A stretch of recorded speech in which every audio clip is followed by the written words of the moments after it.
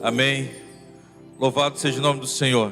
Gostaria que você ficasse de pé no seu lugar e pudesse abrir a sua Bíblia, ou talvez o seu celular, iPhone, e lermos juntos a palavra de Deus no livro de Eclesiastes, lá no capítulo 3 de Eclesiastes. Nessa Bíblia que estou usando, na versão que estou usando, está na página 968. Mas é possível que esteja próximo disso, até um número mais elevado do que esse. Mas ainda há a oportunidade de você abrir lá no índice e encontrar esse texto de Eclesiastes, no capítulo 3. Leremos do verso 1 até o verso 14. Do texto da palavra de Deus, queremos pensar sobre o tema tempo oportuno.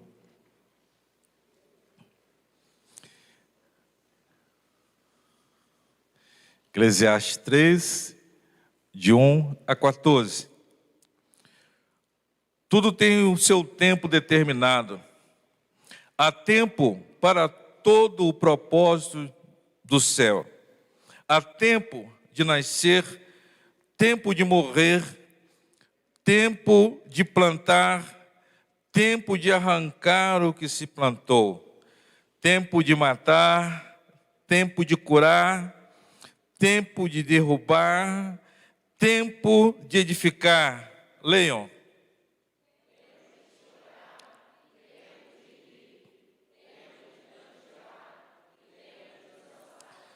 Tempo de espalhar pedras e tempo de ajuntar pedras.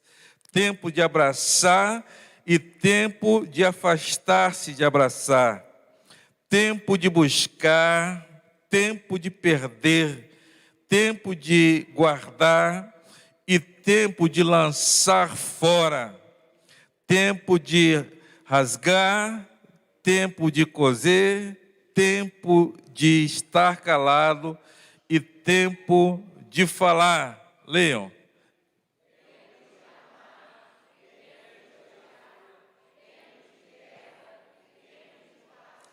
E que proveito tem o trabalhador naquilo que trabalha? Tenho visto o trabalho que Deus deu aos filhos dos homens, para com eles os exercitar. Tudo fez formoso em seu tempo. Também pôs o mundo no coração do homem, sem que este possa descobrir a obra que Deus fez desde o princípio até o fim.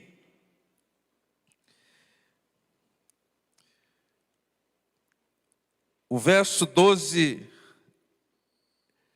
nos fala ainda que esse Deus maravilhoso, esse Deus poderoso, tem também no coração do homem trabalhado.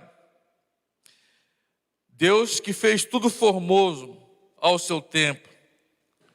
Vindo o tempo também, pôs a eternidade no coração do ser humano, sem que este possa descobrir o que Deus fez desde o princípio até o fim. Eu li agora o verso 11, numa outra versão do texto. E em sequência, o verso 12. Sei que não há nada melhor para o ser humano do que alegrar-se, aproveitar a vida ao máximo. Verso 13. Sei também que poder comer, beber e desfrutar o que se conseguiu com todo o trabalho é dom de Deus. Verso 14. Sei que tudo o que Deus faz dura eternamente, sem que nada possa ser acrescentado nem tirado. E que Deus faz isto para que as pessoas o temam. Em outra versão, Deus faz isso para que os homens o temam. Vamos orar ao Senhor. E eu gostaria que nós pudéssemos fazer nesse momento uma corrente de oração. Gostaria que você unisse a sua mão à pessoa que está do teu lado. Pudesse mesmo fechar esta ala ao meio. Pudéssemos, nesse grande entendimento do agir de Deus no tempo da nossa vida. E como o texto nos fala acerca do tempo, e como o tema desse texto apropriado para esse momento, tempo oportuno. Vejo pessoas aqui, bem jovens ainda. Temos bebê também hoje aqui que desceram para o culto lá embaixo. Crianças que desceram para o culto de baixo. Temos anciãos. Temos pessoas jovens. Temos pessoas que entraram na fase da maturidade agora. E as pessoas que estão nos acompanhando em idade distinta do seu lar, possivelmente do seu trabalho. Muitos irmãos compartilham que no horário da janta, no horário do lanche, então, tiram um tempo para participar de parte do culto. O tempo oportuno que Deus tem nos dado é agora. E certamente o propósito de Deus precisa ser cumprido na tua vida, se ainda não foi. Vamos orar por isso. Ó Deus, nós rendemos graças ao teu nome. E nos submetemos diante de ti como seres humanos, falhos, pecadores, mas que reconhecem na tua graça a perfeição, que nos aperfeiçoa para estar em ti, ó Pai, para ser a igreja do Senhor, a soma daqueles que foram tirados da grande tribulação deste mundo para uma vida com Cristo. Que possamos, ó Deus, viver essa vida de novidade a qual Jesus nos oferece. Que possamos, estribados no conhecimento da tua palavra e na orientação do teu Espírito Santo, ó Deus, vivermos da melhor maneira, porque essa é a vontade do Senhor para as nossas vidas. Por isso oramos no nome de Jesus. Amém. Amém. O irmão e a irmã pode assentar-se, mas permaneça com a sua Bíblia aberta. Tempo oportuno. Tempo oportuno. Eu tenho dito muitas vezes à igreja que Deus não tem fila, evidentemente, mas a vida é como se nós estivéssemos nesta fila de Deus, e alguns são retirados da fila ainda bem jovem, outros na adolescência, outros ainda criança, adultos, pessoas de todas as idades, nesse tempo, têm sido chamados para comparecer diante ao tribunal de Deus. A Bíblia diz que pós a vida, e é também Salomão que chama a atenção dos adolescentes, dos jovens, ele diz que o jovem, o adolescente, ele pode andar pelo conselho do seu coração e ter as suas atitudes e praticar as suas ações baseadas no seu próprio entendimento. Talvez se faça essa pergunta: eu sou crente, posso fumar? Pode. Eu sou crente, posso beber? Pode. Eu sou crente, posso jogar na loteria? Pode. Você pode tudo. Você pode fazer todas as coisas. Mas a Bíblia diz que por todas elas Deus te trará juízo. Essa é a diferença. O apóstolo Paulo diz que nós podemos fazer todas as coisas. E sendo um doutor da lei, ele diz que todas as coisas me são lícitas. São lícitas, eu posso praticar bem aquilo que eu quero, ao meu bom prazer. Mas ele diz que nem todas as coisas me convêm. E ele reafirma: todas as coisas me são lícitas, mas eu não vou me deixar ser dominado por nenhuma dessas coisas. Que coisas são essas, irmãos? São coisas que proferem o efeito carnal de satisfação passageira, transitória na nossa vida. São coisas que nós buscamos neste mundo porque a nossa carne, ela tem afago por essas coisas, mas nós sabemos que ao encontrarmos com Deus, daremos conta de cada uma delas. Esse texto é maravilhoso, porque fala sobre o tempo. E a primeira coisa que eu gostaria de chamar a atenção do irmão no texto, que compreendo aqui, é que Deus está no controle da minha vida e da tua vida, amém? E porque Deus está no controle da minha vida e da tua vida, Ele tem estabelecido um tempo determinado para o nosso viver. O apóstolo Tiago diz que a vida é como um vapor que está por um pouco e logo desvanece. Eu tenho algumas lembranças na minha memória da infância, porque quando chovia, na quantidade de irmãos que cercavam a nossa casa, os 10 filhos de Jacó e Odília, quando chovia, dava aquele friozinho, nós estávamos próximos.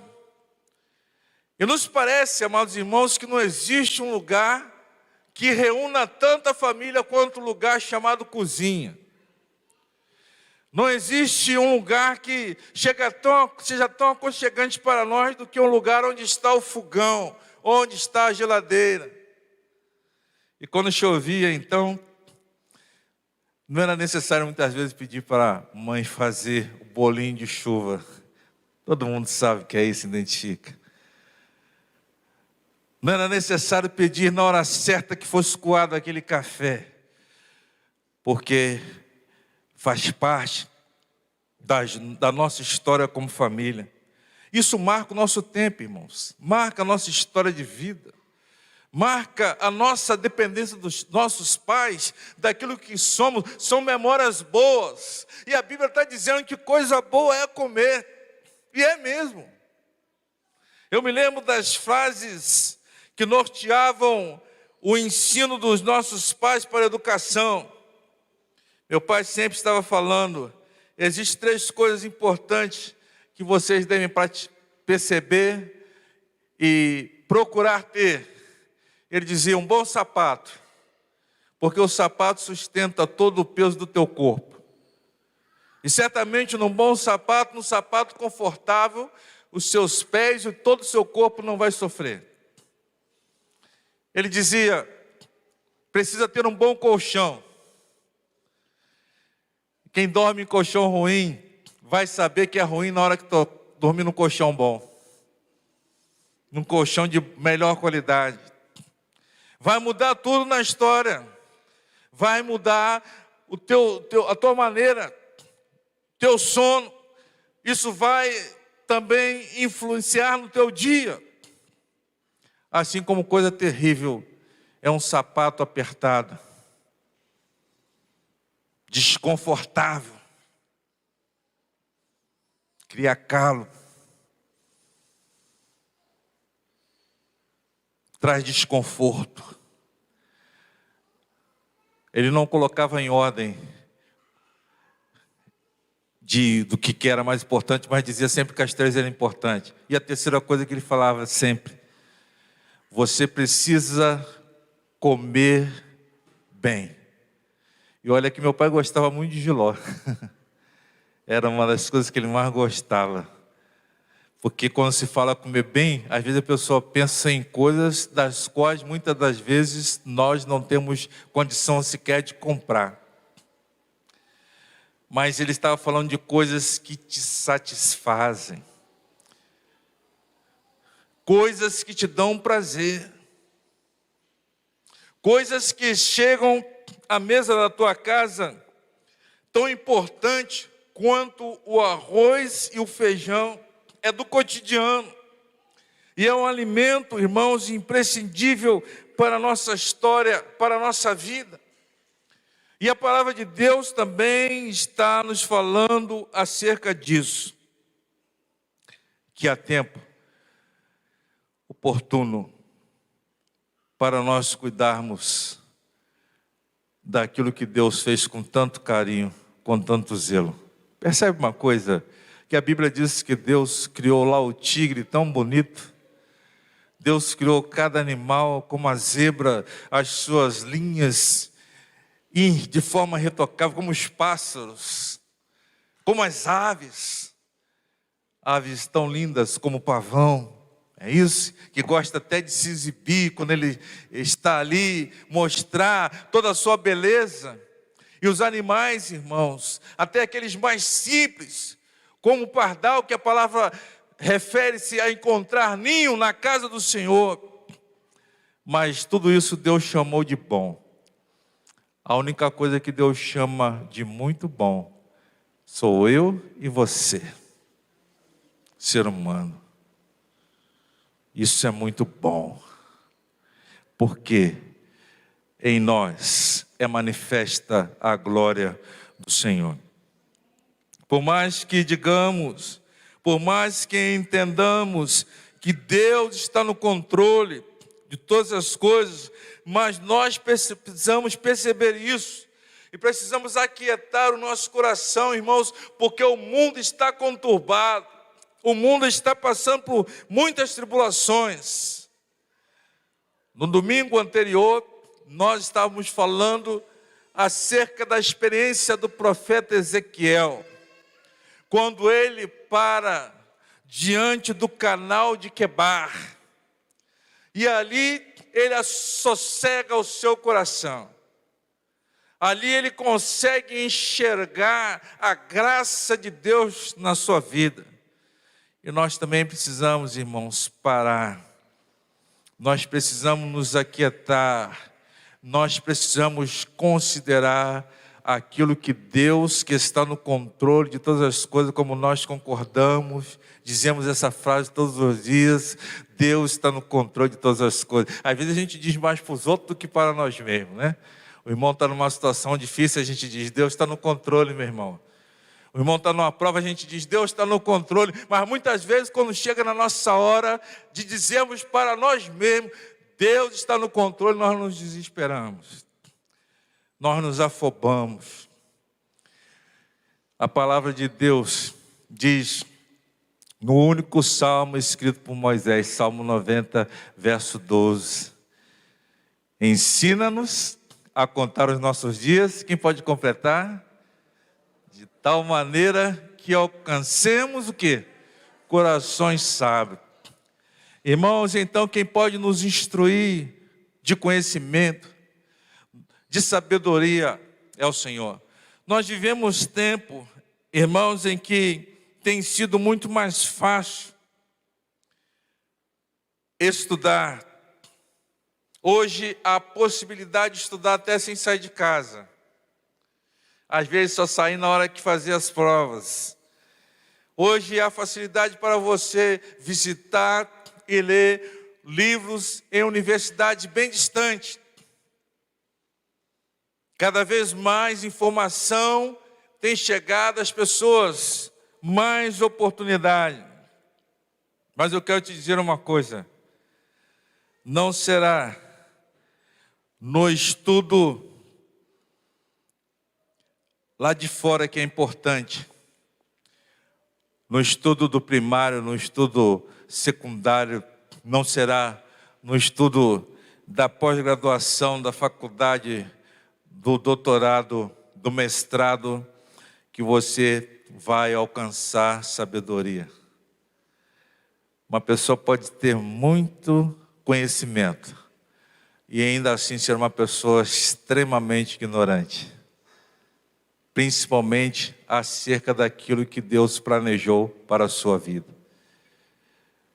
Porque a Bíblia diz que aquele que não conhece ao Senhor é falto em sabedoria. A sabedoria, ela vem do conhecimento ao Senhor. E a palavra de Deus diz que quem tem falta de sabedoria, então deve buscar ao Senhor. Mas então, pastor, eu não preciso estudar? Precisa. Como precisa? Aliás, a nossa postura doutrinária é de que a Bíblia é a única regra de fé e prática. E nós precisamos então estar estribado do conhecimento que recebemos na escola, na faculdade, nos cursos, para assim, com essa ferramenta, alcançarmos uma visão mais clara daquilo que Deus está falando, através da sua palavra. Eu valorizo muito e incentivo os irmãos naquela que eu acho a melhor escola que existe no mundo, a escola bíblica dominical. Como é bom, como é saboroso como pastor, ouvir os irmãos compartilharem do que aprenderam acerca de salvação, que foi a lição de hoje. Da realidade da salvação, do propósito de Deus para as nossas vidas, do quanto Deus nos ama.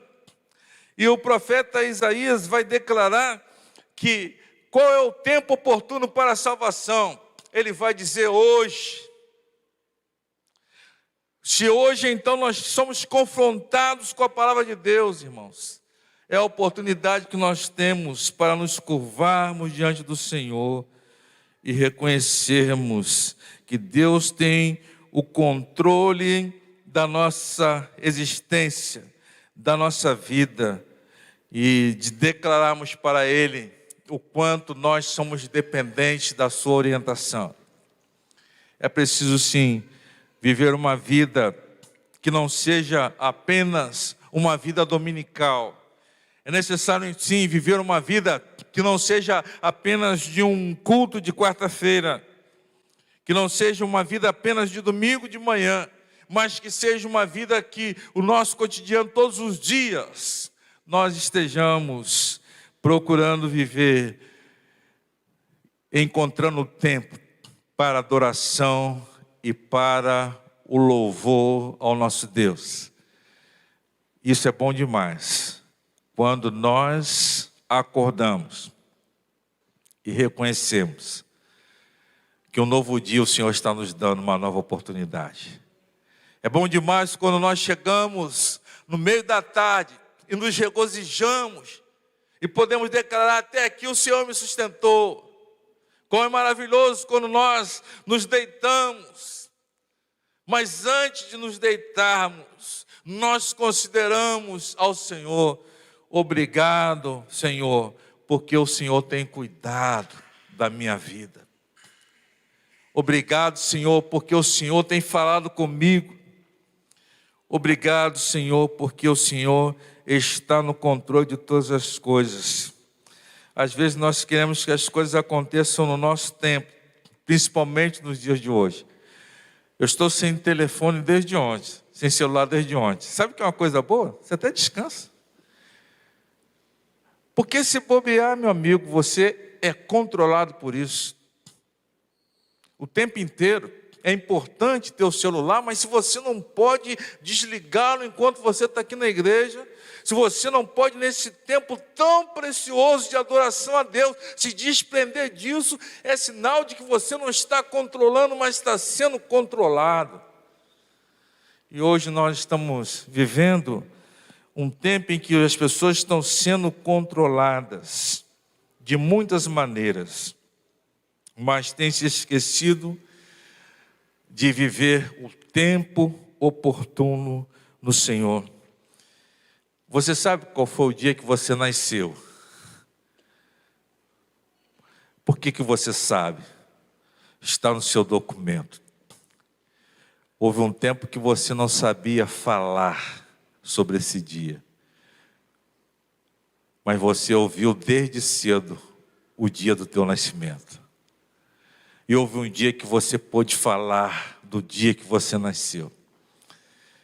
Como é importante observar isso, porque a Bíblia diz que há tempo de nascer. 27 de novembro de 1959 foi o dia que eu nasci.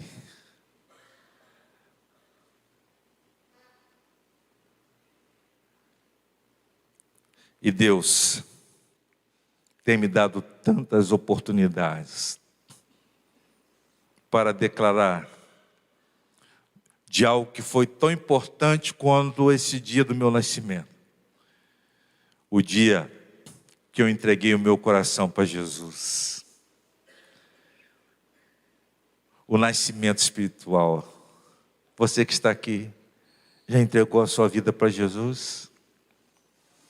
Tempo de nascer fisicamente, tempo de nascer espiritualmente. Houve um homem que era muito dotado de conhecimento. A Bíblia diz que o seu nome era Nicodemo, dos principais judeus, e esse homem foi à noite para se encontrar com Jesus. E é possível que a sua ocupação, a sua posição social, pudesse ser um obstáculo para que esse homem se encontrasse com Jesus às claras durante o dia. Mas ele foi se encontrar com Jesus. E Jesus disse para ele que é necessário nascer de novo. E aquele homem, com tanta ciência, com tanta sabedoria, ele demonstra a sua completa ignorância no sentido espiritual, porque ele diz: como eu posso nascer sendo velho? E ele pensa até que estaria dando uma aula para Jesus, ou afrontando, ou questionando. Ele diz: pode um homem velho tornar a entrar no ventre de sua mãe e nascer? Jesus diz para ele, de uma forma bem filosófica, mas impactante, real. Jesus diz: o vento assopra onde quer, e ouves a sua voz, mas não sabe de onde vem e nem para onde vai. Assim é todo aquele que é nascido de Deus. Nascemos no Espírito Santo quando nós entregamos a nossa vida para Jesus. Jesus fez uma promessa que nós não estaremos órfãos nesse mundo, e não estamos. Ele diz que o Espírito Santo que habita conosco, habita na nossa vida, a nossa carne, o nosso corpo é templo do Espírito Santo. Amém? E então, neste entendimento, irmãos, nós podemos viver o tempo que Deus tem nos dado de forma oportuna. Aquela conversa de Jesus com aquele homem mostra que ele se tornou um discípulo distante, um seguidor distante do Senhor. Necessário nascer de novo, nascer através da confissão dos pecados, do arrependimento, receber o Espírito Santo de Deus, nascer da água, ou seja, através do batismo. Que boa lembrança, depois da conversão, aquele dia que você foi batizado em nome de Jesus. Que coisa maravilhosa, que noite maravilhosa, que dia maravilhoso, que tempo oportuno, quando eu fiz um compromisso com Jesus e entreguei a Ele o controle da minha existência. Mas a palavra de Deus diz que há tempo de morrer. E todos nós, irmãos, vamos passar por essa experiência. E Deus, na sua misericórdia, na sua graça que é imensurável, Ele não deu ao ser humano a possibilidade de saber quando será esse dia. É por isso que morre criança, morre jovem, morre adulto. É o tempo que Deus tem para cada um. Mas nós precisamos viver esse tempo oportuno no Senhor. A Bíblia diz que há tempo de cura. E há tempo também de enfermidade. A Bíblia diz que há tempo de derrubar e há tempo também de edificar.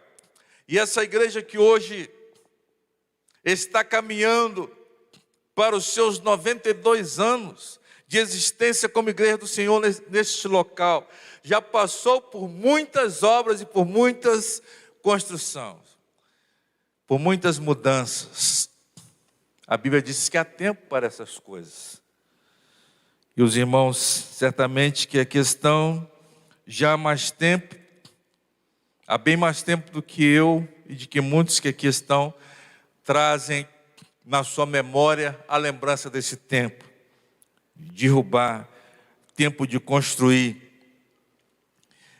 tempo de edificar, tempo de chorar, tempo de rir.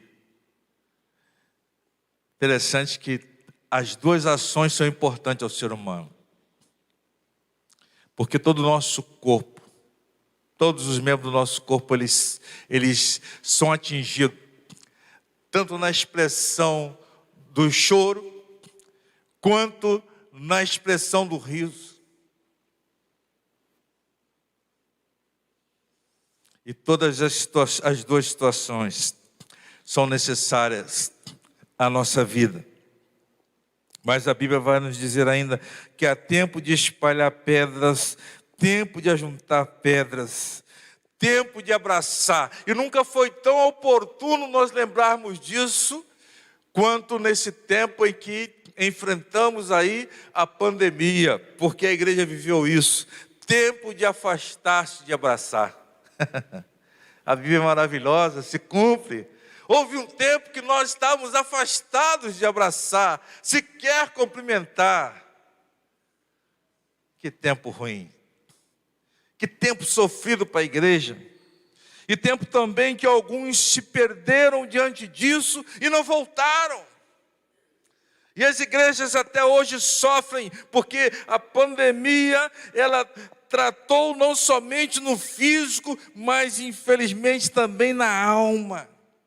Muito embora a palavra de Deus nos adverte que esse tempo de pandemia seria também como um dos sinais da aproximação da volta do Senhor Jesus. Peste, a Bíblia diz, e haverá peste, haverá guerra, mas se nós não estivermos apercebidos, irmãos, nós vamos ficar retidos. E quantos que não ficaram retidos e prisioneiros? Mas a palavra de Deus diz que há tempo agora também de abraçar, de dançar, é tempo de nos aproximarmos, tempo de buscar, tempo de estarmos juntos, tempo de lançarmos fora todas as coisas que não vêm para edificação e que não vêm na nossa vida para a glória do Senhor. O texto nos diz também que Deus colocou sobre o ser humano o trabalho. E a Bíblia vai fazer algumas considerações. Qual a vantagem? Veio para afligir, para que o homem, para que a mulher descubra que Deus, que tem o controle de todas as coisas, é que pode trazer a satisfação de forma plena ao coração humano. No verso 11 do texto que nós lemos, diz assim: tudo fez Deus formoso ao seu tempo, e pôs no mundo, no coração do ser humano, sem que este possa descobrir a obra que Deus fez desde o princípio até o fim. Há alguns anos atrás eu cheguei numa farmácia, onde eu costumava comprar naquela farmácia, e 2 balconistas daquela farmácia um estava com a Bíblia na mão, eles estavam discutindo acerca da Bíblia. E um professava a sua fé no catolicismo, e outro professava a sua fé no espiritismo. E um terceiro que não participava daquela discussão, mas estava ali também, que era o proprietário daquela farmácia, professava a sua fé no cristianismo. E aquele que não estava na discussão, que era o proprietário, quando eu cheguei, ele disse assim: pastor, o senhor chegou na boa hora, porque esses dois estão aqui discutindo quem é Deus. E o senhor é pastor, e o senhor vai poder dizer para nós três quem é Deus. Nós precisamos, irmãos, entender o tempo oportuno de Deus. E o tempo oportuno que Deus me deu foi para dizer para aqueles homens.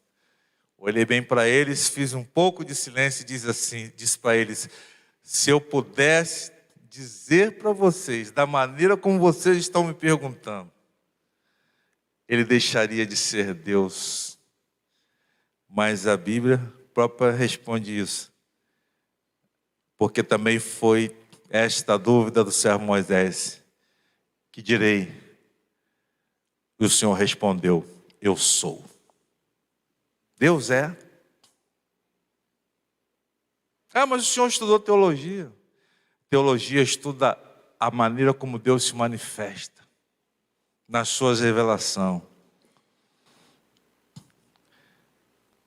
Como pequena é minha mente, tão simplória, diante da grandeza de Deus. Percebeu o texto?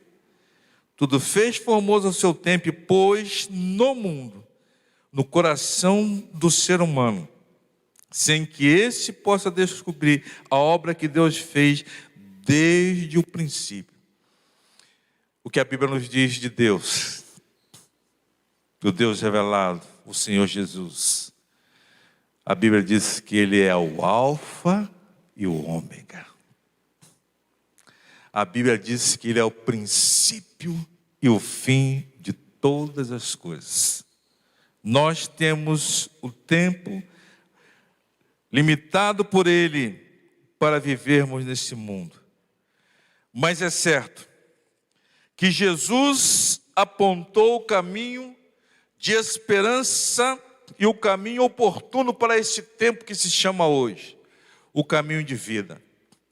Porque a Bíblia só nos dá duas opções: céu ou inferno.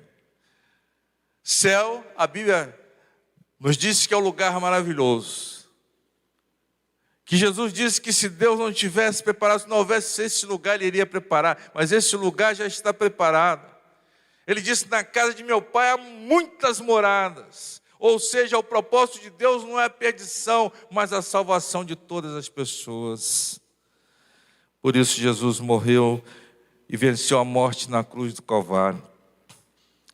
Mas a Bíblia também fala acerca do inferno.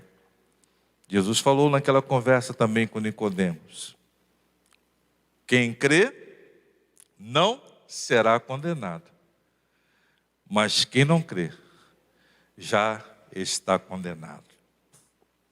A Bíblia diz que o céu é um lugar de gozo, de esperança, de vida eterna. A Bíblia diz que nesse lugar não haverá pranto, não haverá choro, até porque Deus mesmo já tem retirado dos nossos olhos toda lágrima.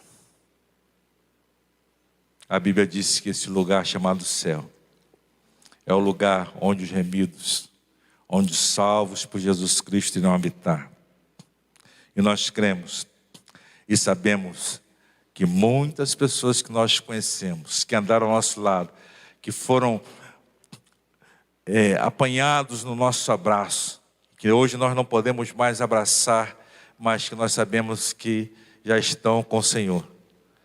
E um dia também, todos nós estaremos reunidos na presença do Senhor, porque a palavra de Deus diz que isso acontecerá.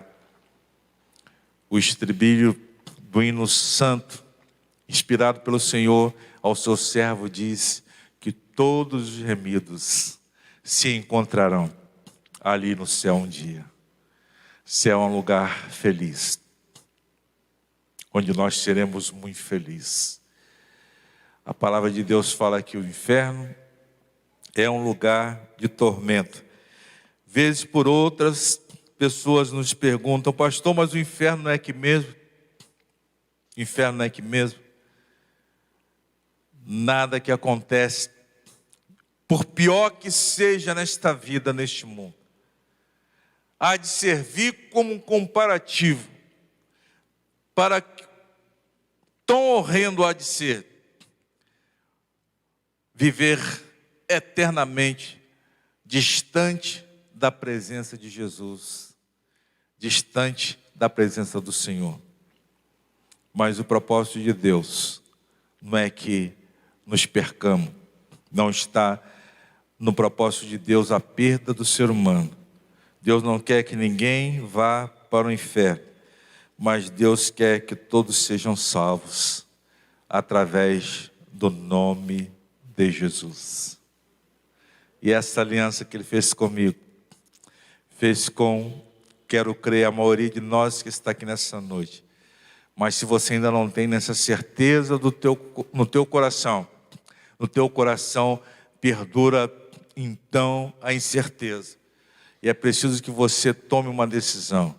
E este é o tempo oportuno para que a sua vida seja transformada através do poder de Jesus.